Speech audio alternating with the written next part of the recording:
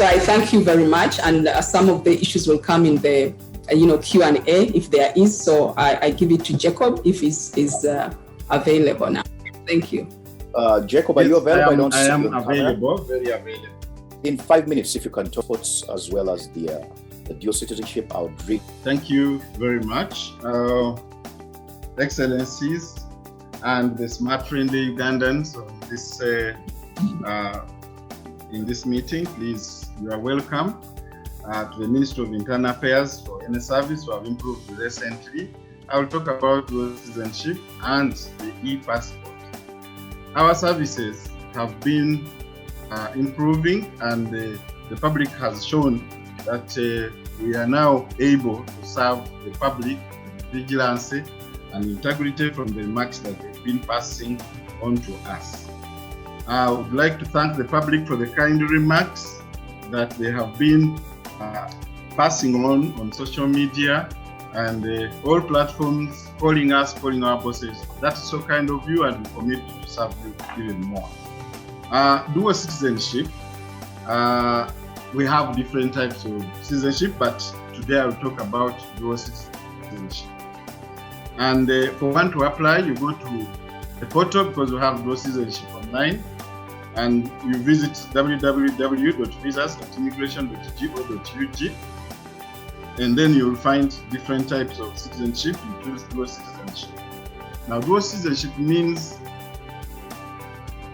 two entities, but there are people who want to have the third. We do not grant that.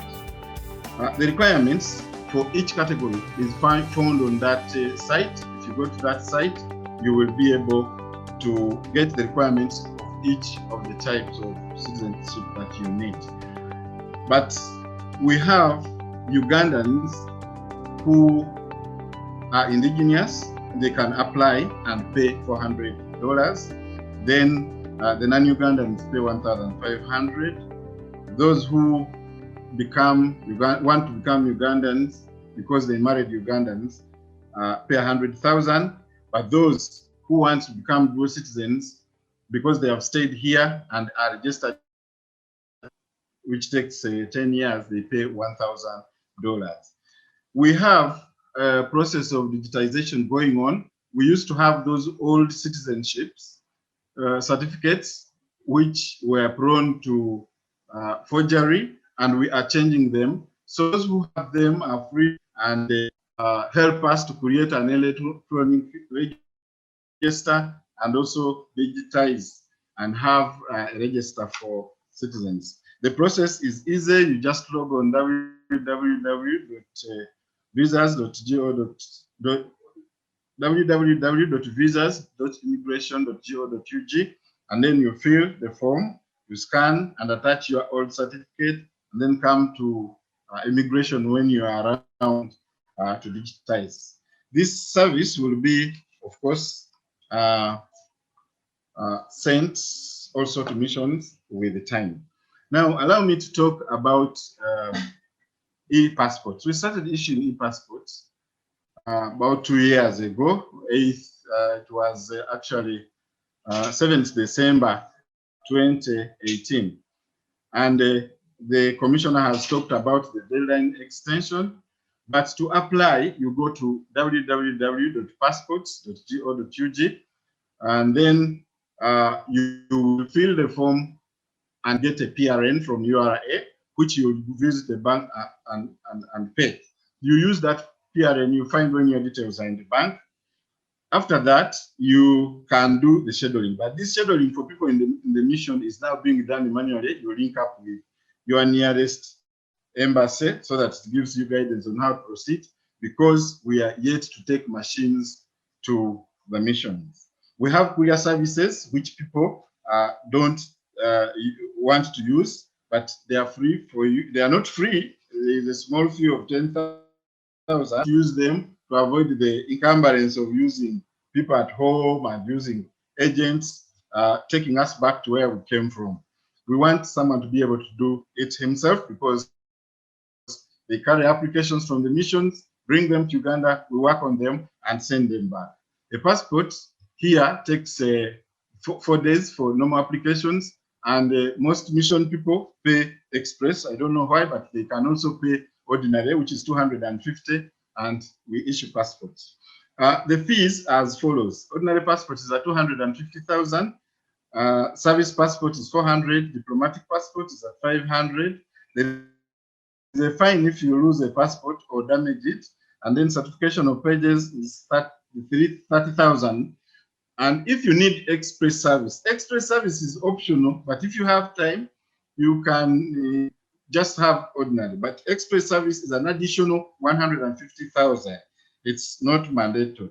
There are Ugandans who also need other services when they come here, because they come and they don't know that there's certificate of residence for those who come from countries that are very strict and are not happy with people who get dual citizenship.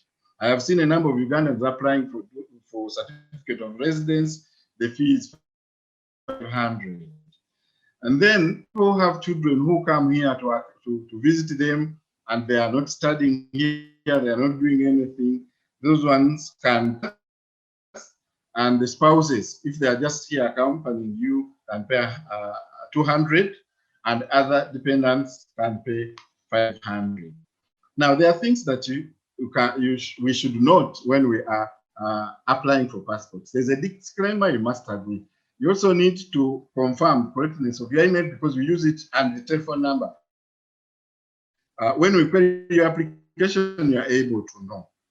Also choose the type of service that you want a bit deliberately, because some people just do priority and then afterwards they don't want to pay for express. So we have a challenge of unpaid PRNs because people don't want to pay for express. Indicate the place of submission and place of collection, and also ensure that the parents' details are filled. This is where citizenship begins. Some people don't feel when the parents are dead. You feel. Also, on that portal, you have the opportunity to proofread, and you can save your application on Zoom later. All PRNs which are generated they do expire after 3 weeks. So we advise you, as soon as you get your PRNs generated, please ensure you pay them. The rest we can deal with it in question and answer. Thank you very much. I'm very happy. Well, thank you so much, Mr. Jacob Siminyu, the Public Relations Officer over at the Ministry of Internal Affairs.